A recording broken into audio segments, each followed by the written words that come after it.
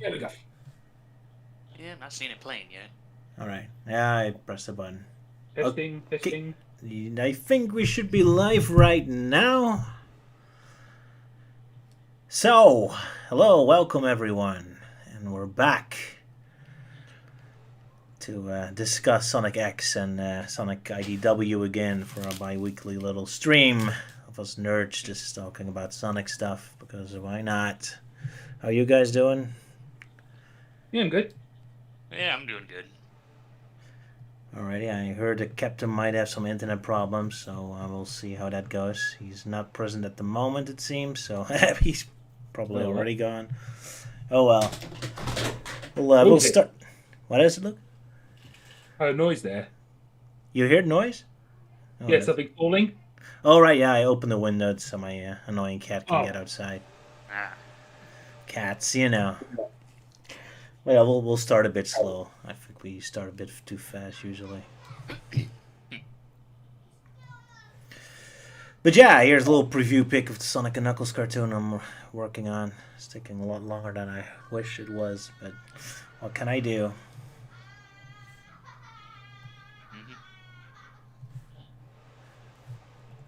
Oh, great. The kid down in the apartment next to us is crying. Oh, fun kids. Yeah, you deal with downstairs noise, and I usually have to deal with upstairs noise with whoever's up there banging around. The joy of living in an apartment, right? Yeah. At least there's a pool close by to my apartment.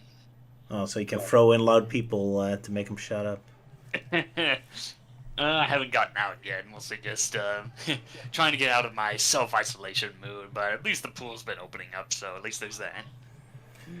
Fair enough. Fair enough. Yeah. Oh, did I hear the captain right now? I don't think so. I thought I heard something. Oh, what a nice awkward beginning this time. Oh, yeah. Yes. Yeah, shall we wait for the captain or shall we just start? Oh. I guess we could talk about the Olympics. So. Oh yeah, there's Tokyo Olympics. Yep. Apparently they played a lot of video game music, mostly RPGs, but including Sonic. Oh my goodness. Yeah, Starlight theme was in there. Yeah, I haven't really seen it, but when hearing about it, I just started having flashbacks to Archie Sonic 242, which that was a very random issue. That was. It was like, oh, Sonic and his friends taking part in Olympic Games, even though it's not really canon to the Archie Sonic universe or any other universe. It was, it was just weird. Oh well, yeah. Yeah, I guess Sega managed to get that song in there because they had a deal with them for the video game anyway. Yeah. Yeah, Oh. You are. Hey! There okay. I don't know what's been going on. It hasn't been my internet, surprisingly. Oh, alright. Because I could hear you guys all this time, but I guess something was going on with my microphone. Anywho, greetings, friends! Greetings, Captain! Yeah, so... Hello! We'll be talking about 2 Sonic X episodes. We're only doing 2 because the next 2 are going to be a 2-parter, so I figured we might as well do them as one. And I still needed time to catching up on old skits, because I gave myself an impossible challenge because I'm a stupid. Yeah, and I'll be actually joining the Sonic X section for the first time. Yeah, because you really wanted to talk about the baseball episode. Yeah, I definitely have a lot to say about these 2 episodes, yeah. You want to say something, Luke? Oh, no, not at the moment. Alright, I thought I heard something. Let's see, was there anything else we need to bring up before we start? Not that I know. I don't know. Can't think of any new Sonic news stuff. Well, I guess the newest one I could say is like, oh, Zuka, he's at it again with his whole, oh, I think we revealed the teaser trailer too early, and then later, I think a recent one just popped out. It's like, oh, don't worry, a new trailer's gonna pop out, just be patient. Which I can only imagine is just the exact same teaser trailer, except it's the title reveal, just like what they did with Sonic Forces. I'm not surprised. But yeah, Forces and Team Sonic Racing was also revealed too early. But that makes sense. Guess they wanted to show something. Yeah, I'm shocked how long they're taking. I mean, Sonic Forces was already such a small game that I already suspected only the interns made that, and the real Sonic team was making on an actual Sonic team behind the scenes. Yet we're 5 years later, and apparently they're still very early in production. So the next game better be huge then, because if it's another like throwaway game like Forces, then it's gonna be really pathetic. But yeah, we'll see. Sorry. I was about to say, yeah, well, even with the new game coming out, I'm not going to bother with it. At least with the Sonic franchise, there's always alternatives, so I always have the comics to fall back on. How cynical of you. Well, that's what the meta era did to me. Can't blame you. I'm rather looking forward to the new Sonic movie and the Sonic Prime series. Sure. Oh, yeah, the sequel film, yeah. That could be interesting, yeah.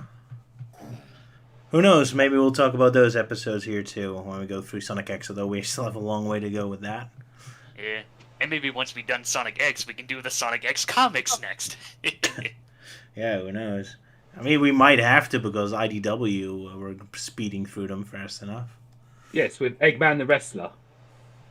Oh, yeah, the Wrestling Eggman and all these other weird. I've only read a few of them. I know one of them I remembered was Robotnik trapping Sonic and his friends in this virtual reality world, which pretty much resembled the old Genesis levels from Sonic 1. All I could remember, there's this panel where Chris is saying, feeling better, Sonic? And Sonic just gives off this expression like he committed murder and he's about to get away with it. Oh, yeah, that weird smile. I think that was from a story where Sonic and Robotnik swapped bodies. So, yeah, it predates that one Sonic Boom episode. I guess so. I think I actually have that image. Oh, really? Well, if you send it to me, I guess I can put it on the screen. But yeah, the Sonic with the weird face. Yeah, I think that's a common internet meme there. Fair enough. I'm not too familiar with all the memes. Yeah, shall we begin with the baseball episode? Yeah, Let's do it. Sadly, I don't have a skit for it, although I do have something big planned, but that's for some other time. So we'll just get right into it. Captain, you were going to give a synopsis of the episode? Yeah, so Tails is flying the X-Tornado, now powered by a Chaos Emerald, when the Chaos Emerald starts reacting to another Chaos Emerald, and he almost crashes into a baseball stadium. And the groundskeeper tries to stop him, which was weird.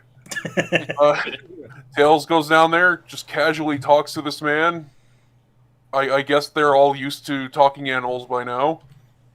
And, yeah, then this guy also has a Chaos Emerald, and it just beams light into the sky, and then everyone goes to the baseball stadium, and they have a baseball match. And that's honestly about it. I guess so, yeah. The plot is very simple, but there is a lot to talk about in it. Oh, yes. It's one of the best episodes I've seen so far. It's great. But, yeah, Luke, what are your thoughts? Let's start with Luke. I thought it was a decent episode. It starts off pretty well, focusing on Tails, putting him in the spotlight and how he interacts with the old groundskeeper, and it turns into one of those typical sports movies where like a team has to win the game and the other team are all evil, using cheating tactics and using power of friendship and teamwork, they prevail in that. I mean, there is one error in the episode that kind of irks me, but I think we'll probably go into that later because it depends if we all know what that goof is. Sure, we'll find out. Melting Man, your thoughts?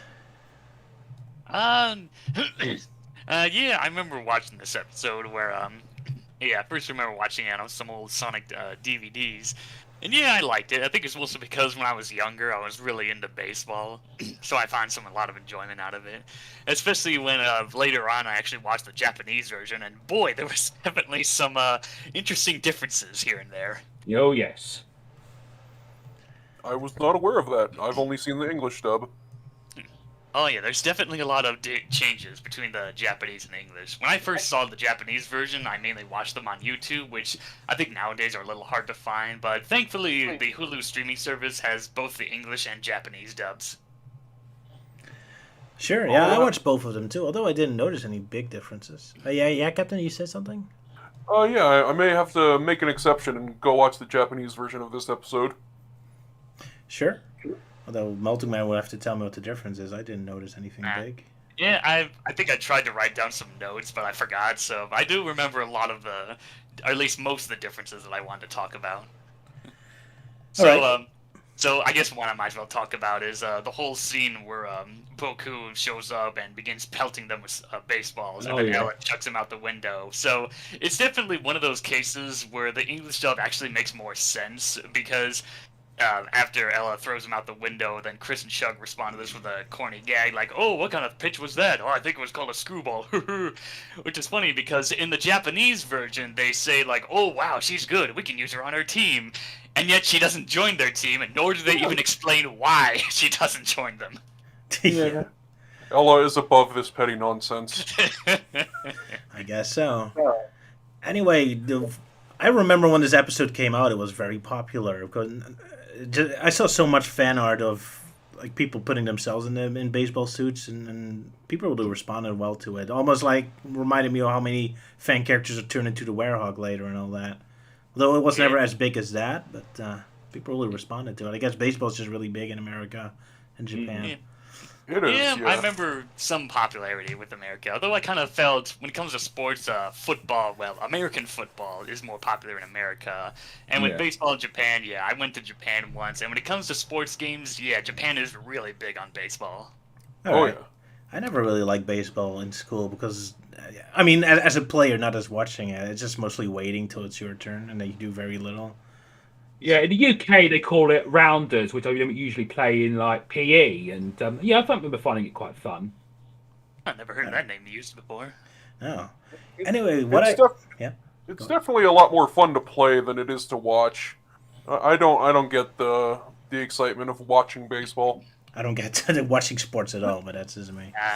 Yeah, I'm not much of a sports guy either, even though I spend a lot of my film classes in college and helping out with a lot of hockey games. All right. Do you get a lot of fights?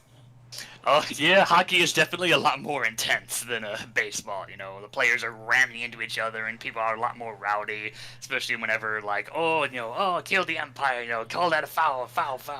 More chance of fisticuffs, yeah. I remember having an NES game where, even though it's a hockey game, you actually had a mini game where you could actually fight the opponent. That was great. Was that Blades of Steel on the NES by any chance? Probably, yeah. I don't remember exactly. But yeah, one of the things I absolutely love about this episode is this extreme rare case where almost every main character actually gets a moment. Like Amy, Cream, Chow even.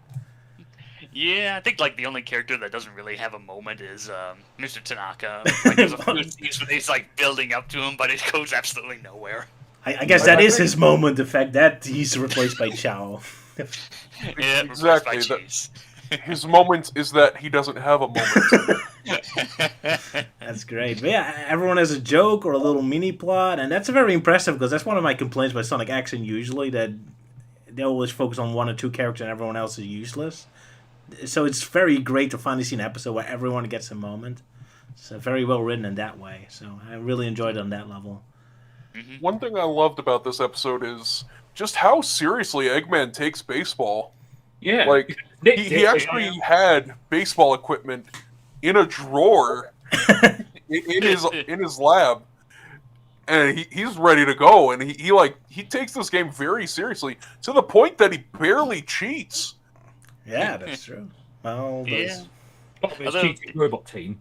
Yeah, when I was watching both versions, I kind of felt like the Japanese version, there was like a lot more heavy emphasis on the characters going like, "Oh, I got baseball, holy shit, baseball." That's right, Which yeah. probably it's more of a culture thing because in the English dub they toned it down a bit, so like not everyone's constantly screaming about baseball. Yeah, I noticed that too. But I'm kind of surprised that Sonic and Eggman and all have the exact same, know what baseball is. I guess they happen to have the exact same sports in their world. Yeah. I assume, yeah. Oh, and another funny like detail towards the beginning is like when like Tails and the groundskeeper meet, and like the groundskeeper has this Chaos Emerald, and like props to him for just like holding on to it. If I found a gemstone that big, I would have pawned it immediately. That's But true. he holds on to it, and then like the big huge beam of light, and then several characters have conversations, and then it cuts back to Tails and the Groundskeeper, they haven't moved an inch in the entire time. No. Very long discussion about Jules. Yeah. I want to talk about the goof that I've noticed in this episode. Okay, so you've all seen Eggman steal the blue emerald, right? And at the end, Eggman saying like, "You may have won, but I've got the blue emerald," and he goes away with it. But then Amy says that he has both emeralds. So I checked back the episode. And I don't recall ever seeing him take the other emerald. And I also looked at the Japanese one, and she said the Chaos Emeralds like. This really confused me, and it's even confirmed that in the later episode he only has one emerald. Oh wow, that's confusing. Yeah, that is weird. Because, like, I remember especially in the end where it's like, oh, you may have won the match, but I still have the emerald tucked away in my pocket. Even though in that shot you can clearly see he's holding both emeralds. Oh wow, that's a pathetic continuity mistake. I didn't even pay I think that's attention. only in the English. Yeah, I think that was only in the English dub. 'Cause I think in the Japanese version they just say, "Oh, I have the Chaos Emeralds now," mwahaha, something like that. Fair enough. But yeah, it's really interesting that like this is like the most high stakes game of baseball ever. It's just funny to me because they're putting the importance of like they're trying to battle over Chaos Emeralds by just playing a game of baseball. It's not even a fight or anything. They just actually play baseball. That's right. What's even funnier is at the end when all the other people come watching and there's like news reporters and all that, and especially in the Japanese version, the main thing they comment on is how great the turf is, how great the ground of the baseball field is, just to tie it back to the plot with the groundskeeper. It's like, oh yeah, dimension, creatures from another dimension, and terrorists and robots, whatever. But man, that grass is just so good. That becomes the main focus of their. Another thing that that kind of bit weird about the end of the episode is that if you haven't paid attention, at the very end, this man comes up and it's like, oh, he's this baseball player that everyone likes, and I was like, oh, really? Who is this man? And I thought. Well, I thought what they could have done with him is like what they've done in the end of the first Space Jam where Bill Murray turns up. I thought what they could have done, they could have at the very end where like the team are losing, this baseball player suddenly comes up and helps them out. Yeah, well, it was kind of foreshadowed in the episode where the groundskeeper was talking about, oh yeah, our team used to be here, and you can clearly see the manager guy, and then you see him come in and saying, "Hello, I'm here." Yeah, yeah. It's funny to me that like this lowly groundskeeper and the millionaire owner of the baseball team are best friends. Yeah. Yeah. Oh, well, it just shows how well he works with the rest of the crew. Mm-hmm. And it's kind of funny, there's a scene at the end where Sonic is running very fast across the field, because that's a familiar sight. Yeah. Straight out of the Sonic movie. I think made me laugh was the bit where Sonic had this bomb and he jumps in the air and Knuckles jumps after it and there's this explosion and I thought, oh, they actually got hurt, got blown up. Ah, yeah. Oh, yeah, speaking of running, that reminds me of another bit with differences. So, like, the bit where one of the robots hits the ball and Sonic catches it, it's like, oh, you caught it, Sonic, but it's out of the park, so it doesn't count. So, it's kind of weird, because, like, in the English dub, he just says, like, oh, why do we have to play by the rules? This is ridiculous. While in the Japanese version, Sonic actually breaks the fourth wall and says, like, oh, why are we going by these rules anyway? This is a cartoon, after all. Yeah, I always find annoying. that weird. Yeah, I always find that weird with the Japanese version, at least from what I remember. It seems like when it comes to fourth wall jokes, it actually happens a lot more in the Japanese version, while it rarely shows up in the English dub. Yeah, that really disappointed me. I thought it was really Sonic Boom that started, but yeah, Sonic X does love four wall jokes. They're not even funny, they're just annoying. Oh, this is an anime, blah, blah, blah. Like, Also, cringe. I think we should bring up the cream scene in both versions. Christine, oh boy. Oh yes, like in the dubbed version, Cream just asked the pit to just go easy on her, and in the Japanese one, it was a little bit more suggestive.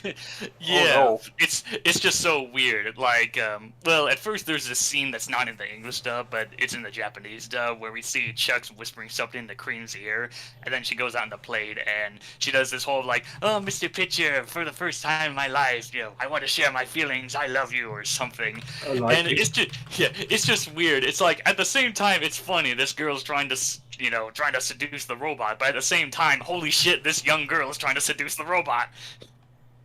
Yep. And it works. That's the best part. Guess Rooch is the only one with that skill. Cream It's has different. Cream has weird attachments to robots in Sonic X. Yeah. And it's definitely one of those instances where the English dub actually makes it better. It's mostly because it just fits more in character, where she just politely asks the pitcher not to throw the ball so hard. Yeah, the English version does a very good job. One of my favorite scenes in this episode is when everybody is peer pressuring Knuckles, who is Yes. the only rational character in this episode. Oh, yeah. And everyone just peer pressures him into playing baseball. Yeah, come on, Knuckles, just baseball. Yeah. Evil Cream is adorable. Yeah, it's kind of She funny with is. the peer pressuring thing, because in the Japanese version it's not much. They just say, oh, Knuckles, you're lame, lame, lame. While the English version, they're a little more creative with guilt-tripping Knuckles into joining their team. Yep, a lot more creativity. Yeah, up till this point, the 4Kids version has, to a large degree, been my preference. Sure, the music can be a little overwhelming sometimes, but generally they do improve it. Up until the next episode, but we'll talk about that later. Because the next episode is the first one I do vastly prefer the Japanese version. But yeah, is there anything else we need to talk about the baseball episode? Yes. If you don't mind, I'd like to discuss how well the writers implemented the rules of baseball in this episode. Sure, go ahead.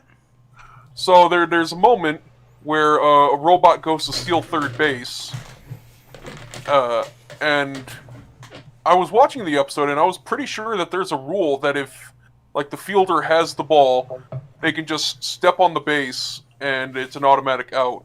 But that only actually happens if the runner is forced to run. Since this robot was stealing third base, he was completely legal to just jump over tails and land on the base and be safe. So that was interesting.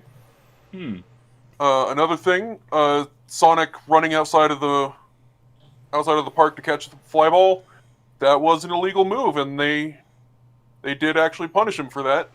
So that was cool. And lastly, sending in Cheese as a pinch hitter was hilariously brilliant, because the strike zone is between the batter's shoulders and knees, and since Cheese is tiny and doesn't even have knees, this was the perfect offensive play. Yeah, that's true. They did do a lot of clever things, now you say it. Oh, that's great. Also, Yeah. oh yeah, and Chris's only decent moment in this episode was when one of the robots actually drops the ball on the third strike. I did not know this before watching the episode, but if the catcher drops the ball on a third strike, the batter does become a runner and can go to first base. Well, that definitely explains it. Because that always kind of confused me for so long. Yep. That's Porter. And just lastly, Sonic should have really been able to steal any base he wanted at any time. Yeah, that's true. Guess he didn't know the rules enough. He's never shown to be liking this game. Probably too much waiting involved. Well, at least we know that Knuckles is definitely the best at the batter. Definitely, yep. Poor Amy. Amy wasn't bad. Oh yeah, the scenes with Amy was pretty hilarious. Oh yeah, when she keeps hitting that robot and goes, "Oh, sorry."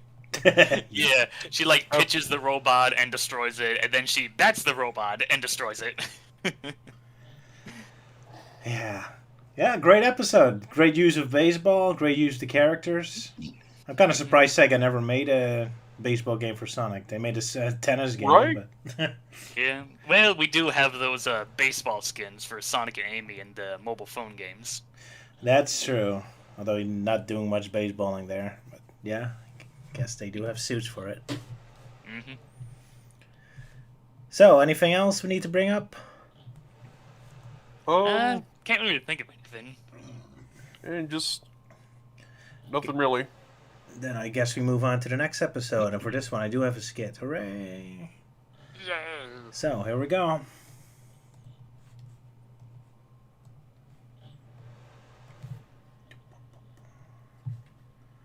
Don't make a move. My, trying to trap me.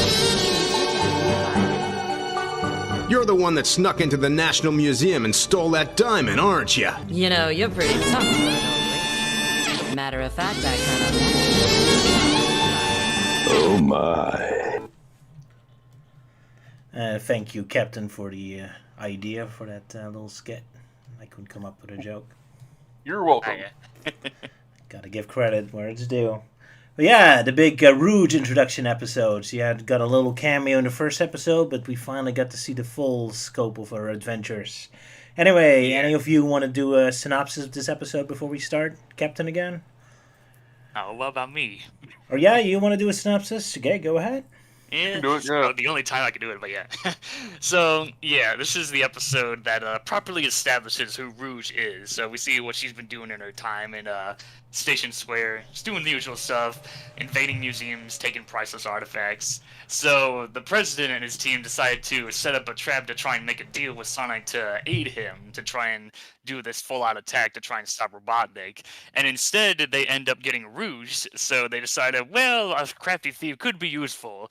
So they pretty much hire Rouge to be part of a secret agent group to infiltrate Robotnik's base to try and find the engine room so that they can easily destroy it that way. And that's the basic premise of the episode. Sure is. Luke, you any thoughts on this episode? Yeah, I like this episode, being as how it's more Rouge centered, as I always see her as the Sonic equivalent of Catwoman, and also how it has the government involved, trying to hire her to help infiltrate Eggman's base with the help of Topaz and brown-haired Albert Wesker. So yeah, that's quite interesting with the dynamic between Rouge and Topaz, and you know that people are trying to ship them together. And, Bestiality. and also notice how quiet the base is, and also they end up with this robot that in the Japanese version was screaming its head off, and also it's quite interesting how it uses ultrasound, being as bats have a tendency of sensitive to hearing, and how they both manage to take it out by themselves. Yeah, happy coincidence. Dr. Eggman happens to use a bat-focused robot while he wasn't even aware of what's happening. Yeah, that was another weird thing between the English and Japanese versions, where in the Japanese versions, some of Robotnik's robots actually talk. So, in the baseball ones, some of the pitchers have, some grunts and yells. And then we have this episode where the robots just constantly scream, go away, you're scaring me, Dad, all of that was completely muted in the English dub. Fortunately, it makes it very scary and creepy, especially since it dies. Kind of same with the teacher episode, where you also kind of feel bad for the robot. It's kind of kind of dark to give. Yeah. Well, it's a different cartoon. In the Star Wars Clone Wars series, you have these battle droids that talk and think to themselves, and they act a bit bit nervous and have feelings and that. And in a way, you kind of feel a bit sorry for them as they keep getting blown up. That's right. Oh well, at least with Star Wars, as you see with C-3PO, even if they get blown up, they can just be reassembled again. Oh yeah. An interesting thing this episode does is it actually gives an origin for how Rouge becomes an agent for the government, which that's right hasn't been done before. So yeah, it's never really been done in the games. It's just plopped right into Sonic Adventure 2. It's I'm a government agent spy, and they only bring up that element in a few other titles like Sonic 06 and maybe Sonic Battle. But after that, they pretty much abandoned the whole idea with Rouge being a part of GUN or the government or whatever. I disagree. He's still clearly an agent, even though GUN no longer exists. That's what makes it funny. Well, even in Forces, he still acts like he's gathering intel for some corporation, but who knows what.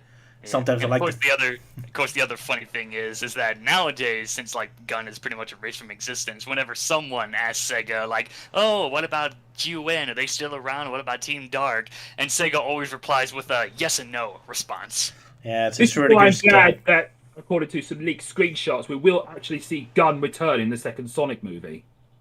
Yeah, that'd be cool. Yeah, that helicopter with the gun logo. Yeah, I've heard rumors about that. So, hey, maybe the government this time will actually do something and not just sitting around on their fat asses all day like in the first film. Although I doubt Rouge Bat is going to show up in the next movie, but we'll see. Maybe in after credit stinger. Maybe. Yeah, who knows? Her and Shadow will make quick cameos. I wouldn't be surprised if Shadow gets a cameo. Rouge, I would be surprised. But no, who knows? We'll see. Something leading up to like Project Shadow or something. Yeah, and I'm kind of putting my bets on Metal Sonic being the end credits teaser, like, if he doesn't appear in the sequel, because we already know that Tails and Knuckles will be in the sequel. Well, in one of the leaked screenshots, they're setting up these balls like they're in spirit, and one of them appears to be metal, so it could be Metal Sonic. Oh, I didn't see that one. I'll have to try and find that now. But anyway, back to this episode. Like I said before, this is the first one where the Japanese one is definitely superior. First of all, the soundtrack, which the skit just made fun of. Roots, of course, is a sexy saxophone theme, but in the American version, it's really over the top loud.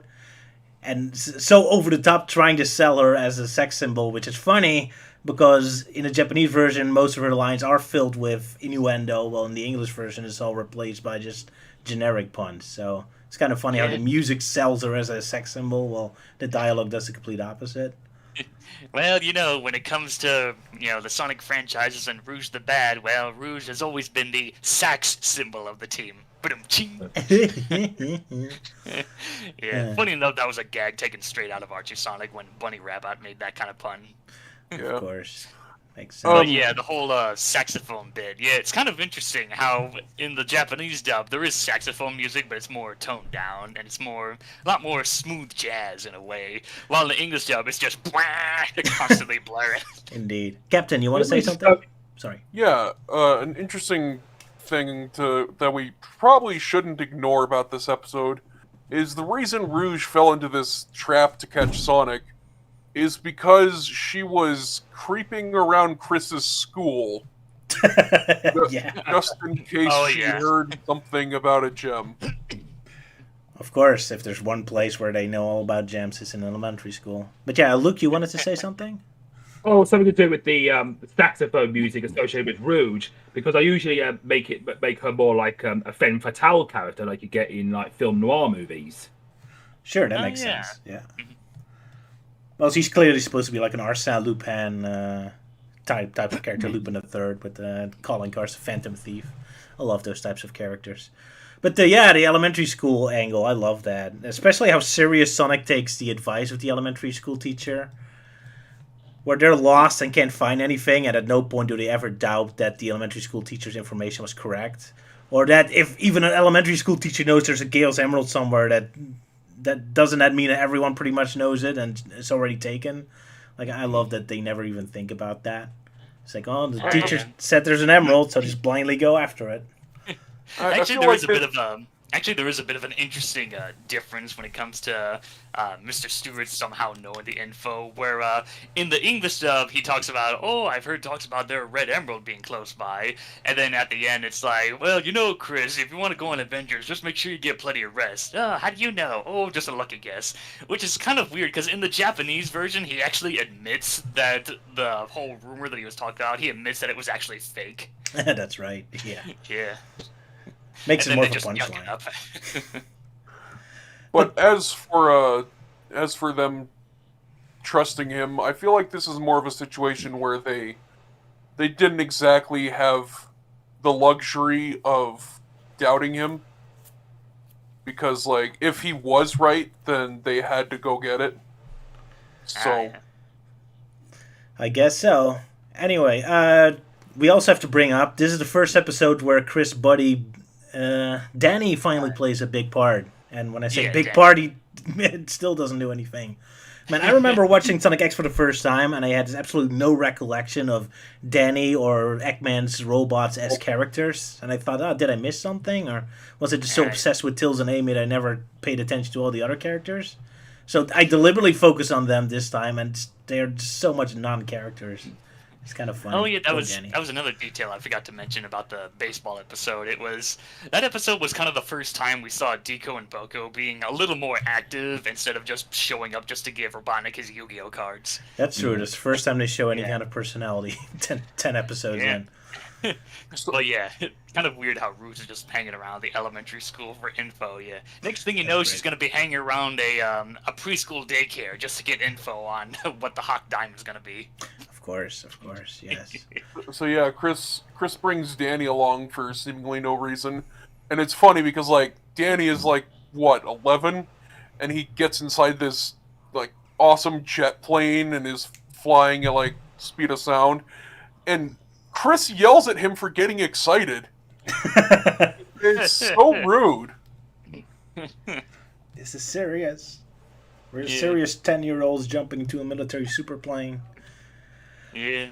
But yeah, this episode really highlights one of the issues I have with Sonic X and one of the reasons why I think they're so bad in mixing up characters. They're terrible at writing a B plot. I mean, usually in an episode you have like an A plot and a B plot, the main story, and if you have too many characters, the others have like some sort of minor adventure or they're just doing something on the side. And here you kind of have that too, like the focus is on Rouge and her adventure, but then they give Sonic something to do as well. Except the only thing he's doing is getting lost, and then that's it. So there's no point, no real end to that. They don't learn anything. There's no bonding moment. There's not even like a really funny punchline. I mean, it would have been a funny punchline if most happened off screen. You saw them going in the wrong direction, and then just never show up in the rest of the episode until the very end. Then it would have been funny. But because it kept cutting back to them, and we see them being lost for a minute, and then we just go away again. So you're waiting for something bigger to happen, but it never does. He's just lost, and that's it. So that's something I noticed with all the other episodes as well, like the Cream birthday party episode where Sonic suddenly goes running off to get some flowers for Cream. That's also like a subplot that never really has any kind of payoff. It's just like, oh, we need to have some shots of Sonic doing something cool, I guess. So here he is running through the mountains, but there's no payoff to that at all. So that's, I guess, kind of one of the weaknesses of Sonic X. They focus on one plot, and everyone else is just useless, even when they do get a seeming plot. Yeah. Well, it's just one of those instances where it's more of a character-focused episode that's not related to Sonic. Well, that's not Sonic, despite the name of the show. But I don't know, I kind of dig it. Like, obviously, this is a Rouge-centric episode, which I guess we might as well bring it up here. Rouge's new voice actress that was introduced in Sonic X. Yeah. Oh yeah. Yes. I never liked her when I heard her at Shadow. Even though now I kind of get used to it. Now I know it's supposed to be a more smoky kind of voice, but when I heard her for the first time at Shadow, she just sounded old to me. But yeah, your opinion? When I first heard it, I thought it was just okay. I didn't see much like big deal of it, but I definitely remember when Sonic X was in its prime. Like, aside from the usual, like, oh, Jason Griffith is terrible at voicing Sonic, rabble. The other major complaint was also mostly towards Rouge. There's a lot of people complain that she sounded too old. And after listening through Rouge's original voice and her current voice, then yeah, I definitely dig those two voices over the Sonic X 4Kids one. Yeah, Lani Milani or something was her original voice. I love that one. Lanny Minella, Oh, sorry, Lani Minnelli. Yeah, and her current voice actress is Karen Strassman, there you go. which, ironically, those are also the original and current voice actresses of Poison from Street Fighter, Typical. in the same order. Yeah, nice. But Yeah, I think another interesting trivia with one of Rouge's voice actresses is I think it was the original. Yeah, I think it was the original, where it turns out that she would later go on to voice Bubsy in Bubsy 3D. Oh, I thought it was Rob Paulson. no, Rob Paulson was Bubsy 2. Yeah, Rob Paulson was Bubsy 2, the failed pilot, and Fractured Furry Tales. All right. The first game was someone else, and 3D was Rouge's voice actress. Was Lanny Minella, yep. And I have no idea who did Bubsy in the new games that came out, and Paws of Fury or whatever. Anywho, so I think part of the reason why Rouge may have left a sour taste in your mouth to begin with is because just going from Sonic Heroes to Shadow the Hedgehog was very jarring for Rouge and Charmy. Yeah. Because their voices were the most different, and they stood out. Personally, like, once I got used to the 4Kids Rouge, I really liked it. I don't think she sounds too old. There are definitely 18-year-old girls who have deep voices. True. Yeah. Mm. And Luke, do you have any thoughts on her voice? I remember not exactly liking it at first, thinking she sounds a bit too sleazy or a bit too old sounding, but I think it could take a bit of getting used to, because I think they're trying to give her the as I said, like the femme fatale kind of voice. Yeah, smoky voice, like I Exactly. say. But yeah, Yeah. Like in old detective movies and that. true. Yeah. Yeah, Captain, go on. Yeah, I think she really hit her stride in Sonic 06, where she stopped being so deep, but like still had the same qualities to the voice that I liked. Yeah, I've seen some cutscenes of 06, like mostly the whole bit with I think it was that whole cutscene with Root is like, well, even if the world turns against you, at least you still have me, or something like that. Exactly, yeah. Yeah, I it's like, think kind of- how a bit of copy around Rouge's voice in Forces, where she kind of sounds like a sex phone line operator. Never heard that one before. But yeah, with Rouge's voice, it actually does make me wonder, what do people think about her Japanese voice actress, or at least the one that voiced her in Sonic X? Yeah, that sounds pretty good. That's Yeah, I like her voice in the Japanese version. In some ways, I definitely get a kick out of hearing some of her line delivery, like when she says, "Oh, aye, sir," and stuff like that. Although with the nice English sarcasm dub, to it. Yeah. yeah. Although with the English dub, I still find it hilarious when Rouge is in the president's house, like, "Oh, hello, I'm the president," and she just like, "Hi." I always found that hilarious. It's that freaking line delivery, man. Yeah, absolutely. Can we talk about how in this episode they just straight up Suicide Squad Rouge? Yeah. Sorry, what? They Oh, with the yeah, bomb. yeah, with the bomb. Yeah. What they've done is they've taken a known villain, planted a bomb on them, and told them to play nice or else. That is just Suicide Squad. That's Yeah. true. Before Suicide Squad, Yeah. Funny, Well, funny I mean, enough- the yeah, comic funny enough- Comics have been around for a while. before 2003. Oh, okay. Yes. Yeah, well, actually, the whole deal, yeah, that actually happened first in Sonic X, because the whole deal with the characters being implanted with a bomb, that actually happened in Archie Sonic much later, like, somewhere around the time during the Iron Queen saga, when they introduced the whole deal of legionization, like, oh, you must join our team and replace, like, body parts with robotic limbs, and they implant a bomb inside you, so if you decide to betray them, they'll just set off the timer and boom, you're dead. It's a popular story tactic. Yeah, absolutely. Yeah, I do find it kind of funny in the episode where they infiltrate the base and they go up and down corridors with no opposition, and they get to the door where like Eggman is sleeping, and one of them goes, "Oh, it's in the door. We better go. We better retreat." And I was like, "Dude, just go through. He's right there." Yeah. Yeah. Oh, I love I Dr. remember- Eggman in this episode. Speaking of Egg- That's great. Speaking of Eggman's base, the tower that it's in is nowhere near as big as the corridors that they were running through. Eggman's base is way bigger on the inside. Yeah, that's the problem when you want an action scene. Managed to engineer Time Lord technology. Perhaps, yeah. I mean, Wouldn't I be surprised. had a problem with IMP too, where I just throw the mansion aside, but then you want an action scene in there. It's like, screw the realism. The scene needs to work. I know I have to have long corridors that make absolutely no sense in a tiny mansion like that, but I need my Scooby-Doo chase. Yeah, I remember one scene that kind of confused me for a while was like when we first see Robotnik just sitting at the controls. And I first watched the English dub version, and I had no idea what was going on. I thought he was just sitting there doing nothing. And then I watched the Japanese version, and it's like, oh, okay, he's clearly sleeping. I can hear him snoring. So when I rewatched the English dub for this live stream, it's like, oh, okay, I can sort of hear Mike Pollock like softly snoring there. So yeah. It's kind of hard to see with his glasses, yeah. Yeah. What is it, Luke? I was saying maybe he doesn't have a bed. He just sleeps in his chair all the time. Yeah, I was about to ask. He's such a big base, and yet he's just sleeping in his office, so he doesn't have any room to stay in. Hell Well, yeah. it's not like Inventory did bother to have a swimming pool and all that. But I guess we Yeah. never saw a bedroom. Waste of time. Actually, I think there actually is a bedroom in Sonic Adventure, but it's only accessible through Tails' game mode. All right, in the captain's room, yeah. Yeah. That's It right. was kind of funny to me that, like, when they get to Eggman's base, Rouge just, like, tired of waiting, she just grabs the rope and goes to the entrance. And, like, Burnett Wesker is just very quick to pull out the trigger to the bomb. Yeah. He's like, how dare she take my rope? Yeah. My precious rope. I got it from that fat guy in Korodai. Exactly. Yeah, as he was close to death there, or losing a Yeah. race, Sonic.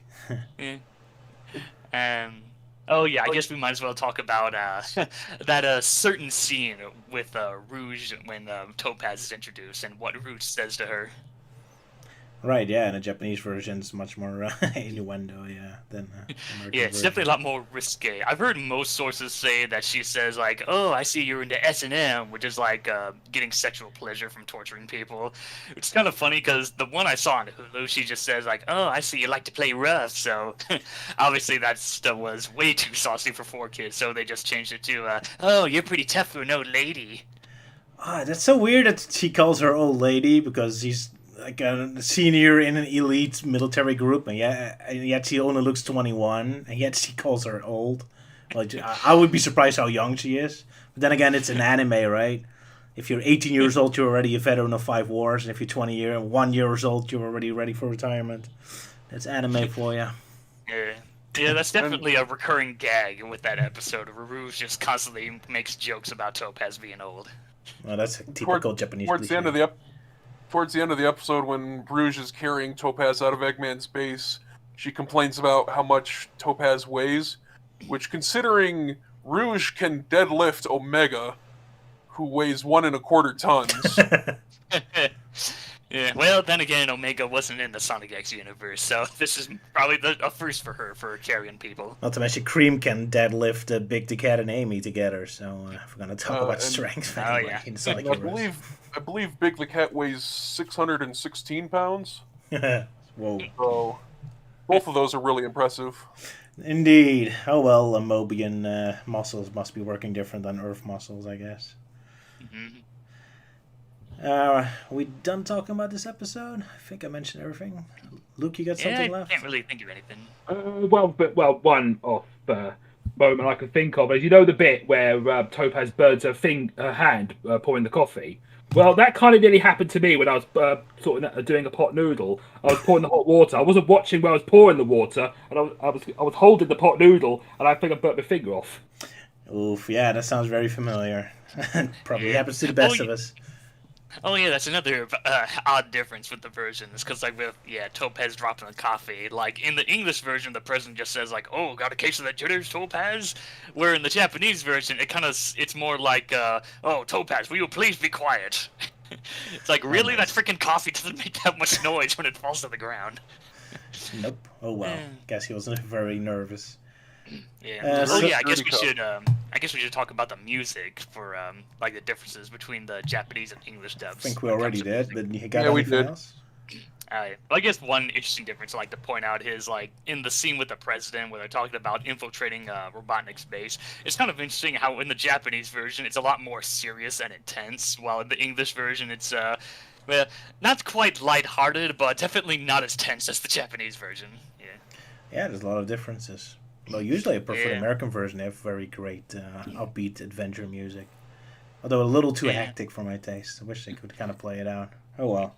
Sometimes I like the Japanese music better, mostly for like, the theme sounding better. There's a lot of quiet moments that can work sometimes. For the And, of quieter course, moments, there's- Japanese are always the better. Yeah, that's true. Yeah, and then of course there's all the music tracks ripped straight out of Sonic Adventure, but that doesn't happen until much later in the series. I thought they only did that once. But yeah, we'll get to it when Oh we no, get to Sonic Adventure. no! In season 3, it happens a lot more. Oh, okay, cool. So I did just look it up, and the Suicide Squad first appeared in 1959. Ouch. Okay. Yeah, Never mind then. so they definitely beat Sonic X to that. Yep, they sure did. Well, let's see. Someone asked in the comments a question to me personally if IMP is cancelled. No, it's not cancelled. I'm just very lazy. Or too obsessed with making Sonic now because my YouTube needed a bit of a boost. But I'm still planning on new episodes. Yeah, I still have a couple scripts laying around that need to be finished animating. So that was a little personal interjection. But yeah, I think we're done with Sonic X now then. Pretty much. Yep. Then we move on to IDW. I did make a little sketch, except it's not about the comics we're actually going to talk about later. It's the one I should have had finished last time. But yeah, I wanted to have at least a little IDW inspired little cartoon. So here we go then.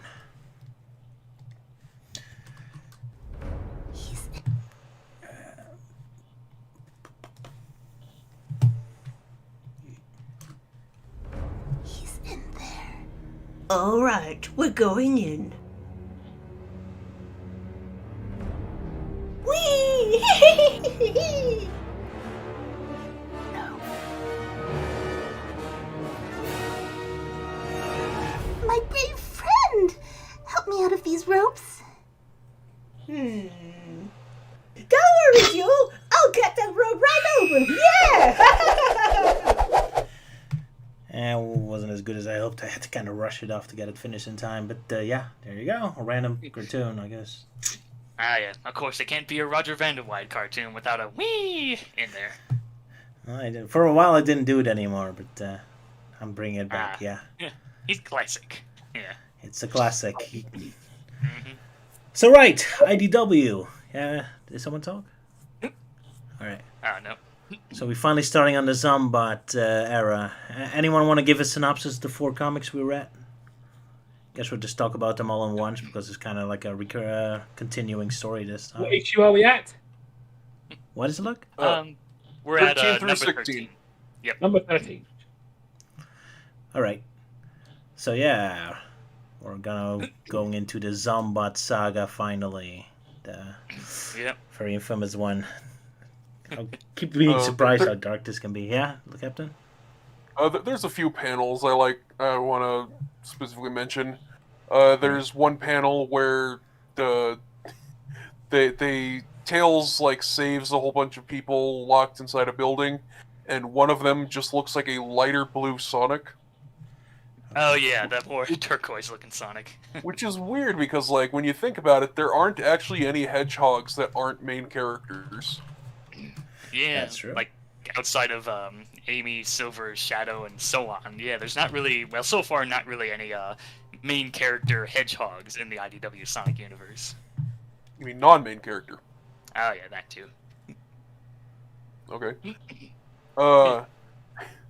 There's a scene where Eggman is testing out the metal virus on several inanimate objects, one of which is the carcass of a Motobug, and another one is his sandwich from Sonic Unleashed.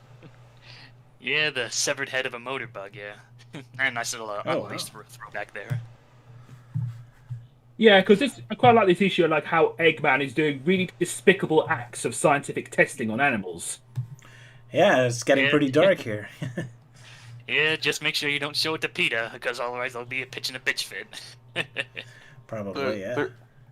The fight with Rough and Tumble is also pretty great because first off, Sonic and Tails do their intro against them, and they both have some very spectacular JoJo poses. Oh yeah, they're doing their mock poses of or mock catchphrase of Rough and Tumble's bit. And then the scene where Ruff throws the canister at Tails, and Tails does the meme calculations and throws it back at him. It's pretty great. Yeah. And then of course the crosshairs that appear on the canister before that, which kind of makes me wonder if that was done as a reference to Sonic Adventure from the Tornado stages. Maybe. Who knows? Oh, you noticed a lot more details than I did. I'm so bad with these things. In fact, just recently, I just noticed that the sandwich in the panel, there's actually a little plastic sword sticking out of the olive. I did not notice that until now. I didn't notice it. I also find it weird how, after Rough and Tumble fall through the wormhole, Tails seems to be so surprised that his tails just spin on their own, which is weird. Oh yeah, it probably just happens when he's in shock. That's probably one example. Which is funny. Mm-hmm. It's cute. Yeah, tons of little background details. That's great. Yeah, the art is still awesome with these comics, definitely. Yeah, I definitely like the scenes with Robotnik and Starlin going through the testing of the metal virus, going through the flower and the animals. It's kind of, it definitely is nice way of showing just how creepy Robotnik can be. You know, oh, go on, little Ricky, take the flower. Take it or I'll let Porky sick on you. Yeah, there is also a bit of a moment where the big one loses his tail and cries about it, and maybe Sonic should feel bad about it. Until he says, Yeah. I just want to cave your head in. And then Sonic is no longer sympathetic. Yeah, this is the first time we get a little bit of development for Rough and Tumble, mostly Tumble in this case. Yep. Yeah, where it seems to imply there's some tragic backstory that he lost his tail somehow, which is still interesting because at this point in time we still don't know what exactly happened to his original tail. Yeah, that's right. When Eggman and Starline are testing, Eggman says that there's not going to be a Test 6, which Dr. Starline thinks is a bit preemptive. It's funny because in the next issue, Eggman does another test anyway. Oh, it just goes to show he's just making up as he goes along. He's impulsive. Yeah, pretty much. Yeah. Dynamic and chaotic. But yeah, should we give a synopsis of the episodes?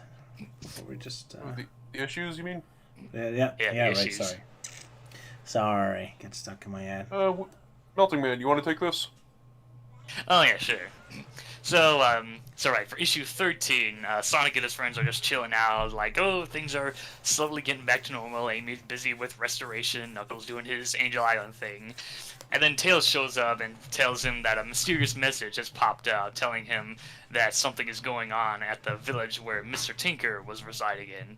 So they go there and find out that the place has been, mostly quiet, but the villagers have been locked up and captured thanks to Rough and Tumble when they captured Mr. Tinker. And, of course, they have their little battle against them. And all while that's going on, Robotnik and Starlin begin their testing of the metal virus with how effective it is with organic life forms, using some of the animal critters from the Genesis games as examples. So, yeah, that's the basic synopsis there. That's right. And then we move to the next issue, where Starline and Metal Sonic get a chance to fight, because Metal Sonic was feeling left out. Oh yeah, and Silver returns, yeah. And Silver returns, yeah. Fun rotating character bit. They just use one character bio after another. Well, a little detail I like is that characters will often refer to Metal Sonic as just Metal, which I think that's relatively new for anything outside of the original OVA movie. Yeah, outside of the OVA film, yeah, I don't recall any other Sonic franchises referring to the character as just Metal. Then again, he doesn't show up in So most of the I like that detail. I've often just referred to him as Metal for short. Sure. So I'm Metal glad Sonic. that that's catching on. Otherwise, it feels too formal, yeah. Yeah, of course, I also like the bit with Metal Sonic and Sonic are fighting, and Sonic pokes fun at like, oh, I bet you just wanted to go in that new Metal mode just so you could talk, because you can't talk in your normal mode. Nice Is it capable to talk about perhaps my favourite bit of this issue, where apparently Starlight looks like he killed Sonic, where Eggman just loses it and attacks Starline because he doesn't actually want Sonic dead. He just wants him, like, to prove that he's superior, better than him. It's kind of like with the Joker, like why he can't kill Batman, because he wants to see himself as his superior. That's right. Yeah, that Pretty was awesome a great moment. scene. It's definitely a great way of showing how Robotnik can be both egotistical and menacing at the same time. Yeah, Robotnik specifically says he could carpet bomb Sonic any day, which really, I think that's a very nice detail, because there are so many times where, Eggman would be way smarter to just do something, but he doesn't do it, and now we have justification for that. Is that he doesn't want to do things the easy way. He wants to just absolutely destroy Sonic because his plan worked. Even though Not Dr. because, Robotnik did carpet bomb He could Sonic have and just Sonic killed 3. Sonic whenever. Yeah. He did use carpet bombing on Sonic and Sonic 3, but oh well. So that was a very nice little moment. Absolutely, A little bit before that, though, I like the part where Sonic's interrogating Starline. Starline has no idea how Sonic got back so fast. Yeah. My name is Sonic. I am made of go fast. That was a nice statement, yeah, absolutely. Yeah. And lots of fun little details. Like, one interesting detail I kind of liked was in the beginning where we see some badniks unloading some cargo from one of Robotnik's abandoned bases. And it's, hey, it's the polar bear badnik from Sonic 4 Episode 2. And yeah, surprised to see that thing again. Yep. Yeah, absolutely. Yeah, lots of And continuity of course, we now. see Dr. Starlin using his Warp Topaz for his abilities, which basically just results in teleporting Sonic and Silver from one place to another. Yeah, it shows how much of a formidable foe he is in this comic. Yeah, looking well, forward that to and a he's bigger definitely battle. a big fan of the Portal games. Who knows? Fortunately, he doesn't talk about cakes. Yeah, I think I've been like, I didn't know about Dr. Starline before reading these comics, for this show, but I'm liking him more now. Yeah. I think he'd be a great addition to the games. Yep, Yeah. absolutely. Yeah, it's sort of like the Starscream kind of character. Yeah. Yeah. Well, not and yet. then, like, He's still loyal he's to a boss fight, but you can't hit him until like you have the opening, and if you try, you just get portaled somewhere else on the arena. Yeah, that'd be great. And of course, I've said how Dr. Starland, to me, pretty much reminds me of a combination of two Archie Sonic characters. Those being Dr. Finivis, because they're both calculating, and ironically, both of them use portal technology, except here's the Warp Topaz, while Finivis used the Warp Rings to teleport everywhere. And also a bit of Thunderbolt the Chinchilla, because Starline's just a total fanboy for Robotnik, just like how Thunderbolt is a total fangirl for Robotnik and Archie Sonic. Sure. Those are always the best. Yep. And the only And type of course, character. there's a nice sonomy moment right at the end. Always appreciate those. Yeah, plenty of those. But I'm yeah, more of a Sonic and Sally guy, but I'm okay with How Sonic. dare you! Sally, I don't think Sally Mean the exists in this battlefield at universe. So It is noon. Well, it's 2 p.m. over here. It's after 8 over here. something like that. Yeah. Oh, we Oh, all live in other time zones. Europeans. Sorry. Yeah, I know. We lost. We lost the cup. Another detail I also like with Robotnik's villainy is when he notices the Ricky Squirrel, the mutation is slowly going. So it's like, well, I'll go ahead with the test 6 anyway. And he's lowering the rabbit character in there, all while he's just saying boop boop. So it's funny. This is a guy that just takes enjoyment in being villainy, even in the smallest of ways. Yeah, he's great. There's some great panels where he's just having a good time and a big smile. Especially in the next one. Shall we move on to the next issue then? Yeah, sure. Yeah. Yeah, but I can't think of anything else. So yeah, Alright, give so a next synopsis, is- Multigram. Oh, here it is. Number Issue 15. Yep, I have the comics on me here, just for any extra details. So this is where the metal virus really kicks off, where Sonic and Amy explore another one of Robotnik's abandoned bases, this one being a base that Amy and company had accomplished during the events of Sonic Forces when Sonic was trapped in the Death Egg. Even including. So they try and hack into his network to get any more details. Robotnik gives Rough and Tumble some new equipment to help him out, so as well as a giant drilling machine. So Sonic and Amy have their own little fight. And then, thus, they unleash the metal virus, now coating them into these metallic, sort of T-1000-like robots, where Sonic dubs them as Zombots, seeing as how they're practically mute and they pretty much walk around like mindless zombies. Pretty much, yeah. But yeah, again, There's a they little moment give... right at the beginning where Amy just flat out says that Sonic won the war for them. Of course you would say that. Yeah. There's an that's- interesting bit where Rough and Tumble appear in a giant drill machine, which could be a little nod to Sonic 2 with the first Eggman bit. But it also kind of reminds me of this bit from the movie Total Recall, where they're like in a mine and there's this guy in a giant drill machine. All right, the taxi chauffeur, yeah. He goes, "I'm gonna drill you, sucker!" Yeah, I can kind of see a bit of a Sonic 2 boss fight in there. It's kind of funny. For some reason, I was keep thinking of Tails' adventure for some reason. I guess with it being blue and having a drill at the end, I guess it just reminded me more of Tails' submarine. Sure, could be, yeah. But again, I'm so surprised they make Sonic Forces sound so heavy with actually implications and more that other Resistance fighters died here. Because Sonic Forces, the game itself, feels so light and empty and toothless. Yet these Wait. comics make it sound really heavy, and I'm constantly surprised by that. There was that one line where they said like 75% of their forces were wiped out. Yeah. Although we never really see those forces in game, but yeah. Let's just say in the IDW Sonic universe, the events of Sonic Forces were better written. Absolutely, yeah. Yeah, I really enjoyed these comics. I like, even though at first I hated that every comic was a fight, here I like it much better because the fights are more varied and more story driven. Like first it was just he fights Batniks, and then he fights Batniks again, and another bunch of unrelated Batniks. So here it feels like it's progressing the story further, and there's much more variation in the fight. Then he's fighting like rough and tumble, and then the big drilling machine, and now the Zombots. So I'm enjoying these comics now a lot more, even though they still have the same structure. Yeah. Yeah. One interesting detail that was revealed much later on was the whole metal virus concept. Surprisingly, that was actually planned out for Archie Sonic, like during the new continuity. The whole idea with the metal virus was originally planned to take place somewhere in issue 300 if the series never got canceled.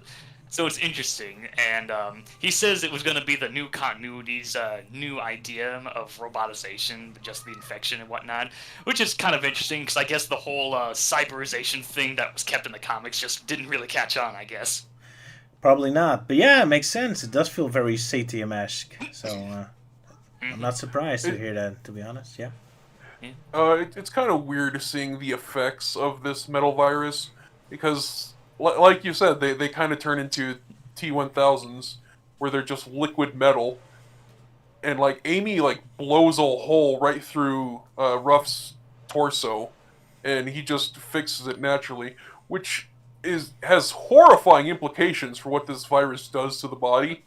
Because it's not just, like, coating him in metal, it is replacing all of his organic tissue.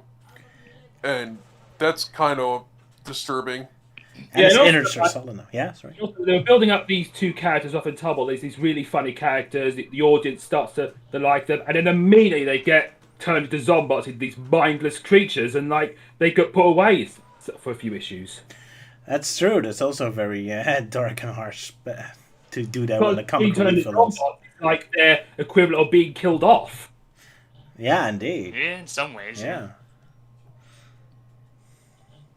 Yeah, and then of course we also get a sneak peek of Robotnik's new flying fortress, where they explain that it looks like the space colony arc, but it's smaller. Yeah, that's so confusing to me. I was expecting a payoff to that, but maybe later. Yeah, well, it's revealed much later in the next issue. Yeah, in issue 16. Yep. I mean, there's a reason why he's using the arc as example for. Well, then again, it just resembles his face, I guess. So, but yeah, I guess we'll move on to the next issue then. Anyone else wants to do a synopsis? Luke, do you remember the episode? I keep calling it an episode. Yeah. Okay, I'll give my best. Sure. Tangle is riding on a bike to visit Sonic in a hamster wheel. They chat for a bit about what's been going on. Eggman and Starline are preparing their big base and like to launch it and like dump the entire virus on an unsuspecting village. Not just any village, the village that Mr. Tinker. There's only one village. Oh yeah. So a few things I want to say. First off, Tangle is riding a bike to visit Sonic on a hamster wheel is a glorious sentence. Also, I like how when Eggman invades the town, he actually refers to himself as Mr. Tinker, which is kind of weird in a nice funny and creepy sort of at the same time. Yeah, kind of scary in a way. Yeah. Yeah, and also there's a bit of a scary panel where Eggman is walking in among his bats, and the panel on the lower right does look very sinister with the lighting and the steam behind him. Yeah. Oh yeah, when he does almost that. Sonic Sat-AM in a way. Yep. Yeah, which is kind of funny because like in that pose that he's doing, that whole that's the brilliant part of this plan. I don't have to. When I saw that for the live stream, I was looking at it and I'm like, oh, he's doing the Robbie Rotten pose. More memes. Oh boy. It's that's something I wanted to bring up about these two issues is for some reason they've put a lot of detail into Eggman's face. Yeah. Like a disturbing amount of detail, especially in that panel. Yeah, because so he just looks really creepy. Yeah, because this issue is done by the artwork is done by Jack Lawrence and Diana Skelly. I don't know much about these guys, but yeah, whenever they show up, Robotnik is definitely drawn up interesting. Like his mustache is much more fluffy in a way. Like you can definitely see a lot more of his mouth moving that isn't covered up by his mustache. Yeah, that's what I feel was lacking from the games. I would like to see Eggman being sinister and creepy. Yes, definitely, yeah. Yeah. Because he almost feels like a different character in these comics. Like, even every single time I look at him and have to imagine it's the same from the games, it just feels weird. From the actual game, Eggman would have just slipped on a banana peel at this point, or have Robotnik Cuba laugh at him or something. Speaking of funny panels, though, the one where Tangle and Sonic go for a high five and Sonic pulls back. Tangle That just face falls on her expression. face with this smile on her face. It's hilarious. I loved it. Yep, absolutely. Yeah, Tangle has a lot of great expressions. Like, the one that I enjoy the most is where she's like, "Oh, so this is what you guys do in your downtime?" When she sees Sonic in that treadmill and then thinks about it, and she's just like, "Oh, who am I kidding? That looks fun. Can I go next?" And it's that smile, which is funny because that same panel would pretty much become her more recurring still in the roll call sections when they show what the main characters will be for the certain issue. So I just posted the image there. Yeah. But yeah, now we get introduced to the horrifying aspect of this whole Zombat thing. Sonic cannot cure it, and it keeps coming back and creeping up on him. Yep, he got infected during their fight with Rough and Tumble, so he can outrun it, but it can only stall it. It can't fully cure it. Yeah, it's quite funny how slowly the virus is affecting Sonic, because he's a main character, isn't he? You can't succumb to it straight away, because I had to find a way to stop him from being that. But of course he's Jesus Chuck Norris Hedgehog. Well, not entirely this time. This time he is not really in much. trouble. There's actual stakes here, and I really like it. Oh yeah. And it's kind of terrifying to have this creeping danger coming at you and you can't do anything about it. That's why it's kind of great they bring up Secret Rings, because it also had the same kind of concept going on, although it played less up the horror aspect a little less. And of course, I'm legally required to mention that they also bring up Sonic Unleashed. That's right, even though its werehog form there wasn't really terrifying or bad for him at all. It was just an extra superpower. That was an interesting panel, is that Sonic is talking about other times where he's just had this, like, curse or disease. And, this is it's interesting how this comic implies that the events of Secret Rings and Unleashed already happened in the IDW Sonic universe. Well, this is supposed to be a follow-up to the games. Yeah, look, go ahead. I do like the more darker tone they've taken with this arc, because like in the first 4 issues, you got Sonic having fun, talking with friends, beating up robots. Here are people being turned into Zombots, and you got this cute sleeping bird who is immediately turned into one. Oh yeah, the Blicky Bird, yeah. Yeah, this is pretty much horror stuff. Terrifying. Yeah, nobody is safe. It is everywhere. Yeah, I kind of imagine sort of like a Walking Dead parody with Sonic wearing a cowboy hat going, Cole! Yeah. And Knuckles being like Daryl with a crossbow. Ah, yeah. So, while we're at, I guess we should talk about Robotnik's new flying fortress, which I think is just called the Face Ship. The Face Ship, yep. Yeah. Space Colony face ship. Yeah, Space Colony Arc Mark II, because I suppose he just needed a smaller flying fortress and not a giant planet size that could only survive or at least maintain itself out in outer space. And of course the booster comes out of his nose, so think of that When I as you will. see that face, I can probably imagine it saying, "The gun is good, the pingus is evil." Okay, what? Yeah. But the boosters come out of his nose, and the virus comes out of his mouth, so it just looks like he's vomiting all over the village. Yeah, that is Perfect true. vision. Like, the whole bit with the virus coming out of the mouth. It's, like, funny yet disturbing at the same time. Incredibly. Yeah. But yeah, with Robotnik's new flying fortress, he hasn't had really much variety, like, outside of just recycling the Death Egg a million times in the games. Like, there was a Death Egg Mark II, I think in Sonic 4 Episode 2, which is kind of funny because in the Archie Sonic comics, they actually did their own idea of what a Death Egg Mark II would look like, and they actually like that much better, which I just posted in the chat there. Well, in Forces you did have a whole actual fortress and city, although they didn't really do anything interesting with it. But gotta be fair, there was a new thing at least. Another It does make you detail. wonder when Eggman's going to come up with an egg killer base. Yeah. Oh, Oh yeah, a base with walking legs. The egg walker, but with tower on it.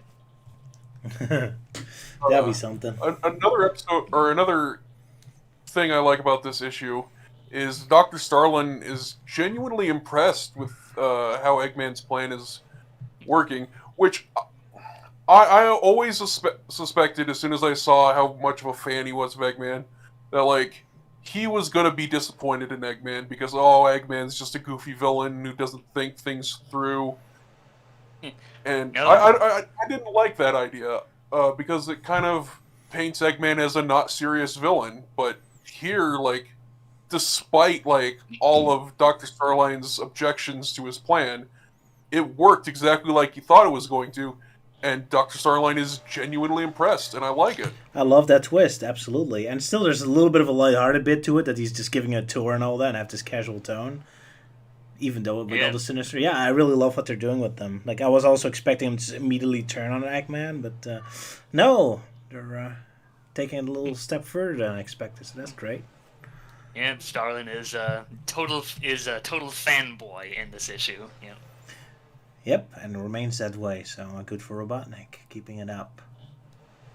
Overall, I love these issues. They're pretty great. Yeah. Pretty good, yeah. Well, I heard a lot of complaints that this goes on way a little too long, and I can imagine if when this becomes stressful, it's very frustrating to have to wait another month for an issue. But yeah, up to this point, the pacing is great and the story is good. And I like the fight, so pretty good. I didn't like the IDW comics at the start. It does get a lot more darker as it goes on. Yes, absolutely. Yeah, it gets darker, but yeah, the whole story going too long, that was a common complaint for the story. And of course, there's also a certain chapter, which I already warned Captain Theory about this, where there's most of the complaints were directed towards a specific badly written hedgehog. Yeah, issue 19 specifically. That's where things we'll get to it when we get to it. But, for now, everything is just fine. There. For now, everything is just peachy. I'm suddenly not looking forward to our next stream because we'll be covering that. Yeah. Poor Shadow. Gotta take the bad with the good. As good as everyone else is written, there's one exception. Yep. Oh well. Yeah. Damn Sega mandates. Oh well. So yeah, I guess that concludes our conversation about IDW and Sonic X. So far. Yep. Anyone else has something to bring up? Anyone in the comments? Can answer some Q&A questions if there are any. I guess so. Mind if I promote myself real quick? Sure, go ahead. Promote yourself. So a little bit after this stream, I'm going to be streaming on Twitch. I'll be playing the new Pokemon Unite video game. So, okay. If you want to see some mid-level gameplay of that, come watch me. You have to give your Twitch name, or give it to me so I can link it, show it on screen. I'll do it. Yeah, hold on. All right. Of course, can't advertise yourself if you don't give a link to people or to me. I'm a terrible friend. I don't have it handy right away. There is something I could bring up, which Yes. I could have mentioned when we were talking about issue 13, that I was involved in a dubbed version of that issue where I voiced the old goat person. Someone else voiced him in a previous issue, but then decided to have me take over as the character. Oh, that's awesome. Oh, that's cool. Yeah, look up Sonic IDW fan dubs, and it should be issue 13. Yeah, the Elder God. I think he has a name. It's was it Elder Scruffy or something? Yeah, something like that. Yeah. Yeah, Elder Scruffy. Yep, I double check. Elder Scruffy. Thank you, Silvio, for sharing my link. All right, I'll post it on screen. So, do you know which YouTube channel uploaded your video, Luke? Was it Adrenaline Dubs? Oh, hang on. I'll give it a quick look. Might have to find... link. Sylvia put it in a link. Okay, that's great. Oh, otherwise I'll just put it in a link later on when we finish the stream. Maybe we should do this ahead of time next time. Yeah. I just read Ewan's comment in the chat. It's like, yeah, Ian Flynn's showing Sega how to be dark without anyone getting killed. By Adrenaline Dubs. Yeah, just go to Adrenaline Dubs and look up IDW based on issue 13. Ah, There All we right. go. I'll be sure to do that. So, Melting Man, you have something to shill? it's the only thing I can really share or feel like sharing is I think later today I'm gonna be uploading the music tracks from the last episode of American McGee's Grimm. This being the Beauty and the Beast episode, so that means I'll have finished uploading all the music tracks from season 1 of the game. So now I only have seasons 2 and 3 left to cover. Alrighty. Yeah, my apologies. Last time I put on the wrong image when you start talking about it. I thought he was talking about the No, American McGee Alice. it was Grimm, the evil dwarf character, not the Alice one. But yeah, it's funny enough. I'm already getting a couple comments of people thanking me for uploading it because yeah, game's almost 15 years old and no one has bothered uploading the game's music. So I'm just like, well, if nobody else is gonna do it, then I'll just do it myself. So the way I usually do it is that I just pop in the game. I have a recording game feature on my computer, so most of the time I just stand in place while the music plays. And fortunately, there are options to turn off like voices and sound effects and other things. But sometimes they're not always that reliable. Like in the Puss in Boots episode, for some reason the only way to keep the music on was having sound effects and ambience on. The music slider does nothing. But fortunately I was able to find levels that had little to no sound effects, so I was able to get clean enough tracks for the music bits that I needed for that episode. Alright, this was one of the first video games that had like episodes, right? Like there wasn't a point-and-click adventure like Sam and Max and all that. Yeah, now I remember. It's a 23 episodic game, and it's a pretty simple game. 23, so many? Whoa. Yeah, 23. The first episode is free, and the other 2 are like $1 a piece, I think. Like, it was available on GameTab, which is now this defunct PC streaming site. But nowadays, the game's been ported to Steam, so at least there's that. No longer yeah. episodes, but it's one whole, I assume. Wait, what'd you say? As one game on Steam or episodic again?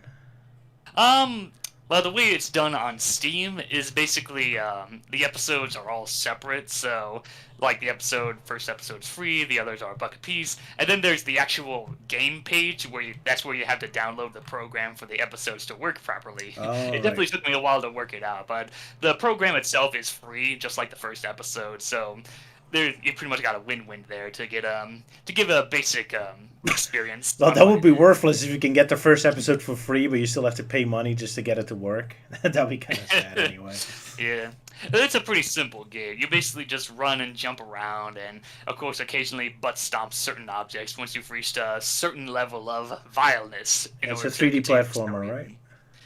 Yeah, it's a basic 3D platformer where you're going around these cute and cuddly fairy tales and try and bring back the original darker aspects, making things more dark and twisted, like turning trees into monstrous trees, or making like hanged people look more grotesque. Like in the light version, they're like, oh, they're peaceful, they're praying, yada yada, and then when you convert them into the darkness, you see them as like rotting corpses, and they're like really being hung, and they're struggling to death. So yeah. Infiltrate Disney movies and turn them back to the real fairy tales they were based on, right? Yeah, it's definitely a game that's not really big in depth when it comes to gameplay. The charm for it mostly comes from the style and definitely the writing, because Grimm is definitely a interesting character with his witty personality going on. Alrighty, nice. And of course, the interesting thing about it is that it's an episodic game, yet everybody is voiced by the same person, Roger L. Jackson. So it's really interesting just seeing like how far Roger can go with his voice range. Like, oh, here he is doing a gruff voice, here he is doing a female voice, here he is doing a Terminator voice for the Iron John episode. So yeah, so just lots like of fun Conker's voices Bad Fur to Day, hear then. I remember that game also. I only have one voice actor. Conker's I Bad didn't Fur know Day that. and Army Men Stargist Heroes. Oh right, yeah, Jim Cummings did all the voices there. Right. Yep. Yeah, Everyone so- except Vicky. Yeah, weird when they do it. Yeah, except for the lady character, of course. Although I wish we saw Jim Cummings, heard him doing a female voice. That'd be interesting. Yeah. Ah, yeah. Then sometimes some of the dialogue kind of catches me off guard, like in the Golden Goose episode when he converts the ending and takes control of the ship now being controlled by pirates, and he's like, all right, let's set sail. Perhaps Yoshi's Island is next. And that completely threw me off. It's like, whoa, Mario is now canon in the Grimm universe. Apparently so. Oh well. But yeah, nobody sent us any questions, so I guess that means this stream is going to be over. Yeah, Luke? When we were talking about the Dark Game series, there was a game that EA had announced a couple of days ago that kind of has that dark, grim fairy tale feel to it called Lost in Random, which is like a cross somewhere between American McGee's Alice and that series and Coraline, which involves this girl and having a dice as a companion, and it has like this dark, twisted fairy tale look to it. It looks pretty interesting, and also it has like this card-based strategy thing to it as well. Dungeons and Dragons the game then, or something? Cartoon? Well, it's more like you have these cards, and like you're in this battle, and they use these cards to plan your attacks and that. I think it's a bit similar to that Kingdom Hearts game with all the cards and that. Oh boy, changing memories. That's not a good thing. I'm looking at some of the concept art, and I'm looking at the one with the main baddie, the Queen, King, whatever. Yes, because apparently when a girl reaches an age, they get off with a dice, and she rolled a 6 and is forced to go with them. Oh, that's funny. Oh, I love that. That's kind of interesting, the design of the Queen character. For some reason, I'm getting a lot of vibes of the main baddie from the remastered version of Castle of Illusions. Sure. Yeah, it has a very similar design, yeah. Yeah, great art style, I agree. Well, I guess that concludes the stream then. Anyone else has something to shill or anything? Anything you want to say? Otherwise, it slides off. Alright. See y'all in 2 weeks. Yeah. Aside from the grim music posting, I don't have any plans. I'm still behind with trying to get the Wonderland Comics episode uploaded for Forgotten Media for the 70th anniversary for Alice. It's gonna be late, but oh well. Alright, see y'all in 2 weeks. Yes. Right. Oh, Captain, good luck with your Twitch. Yeah, Luke? No, just saying bye. Yes. Bye.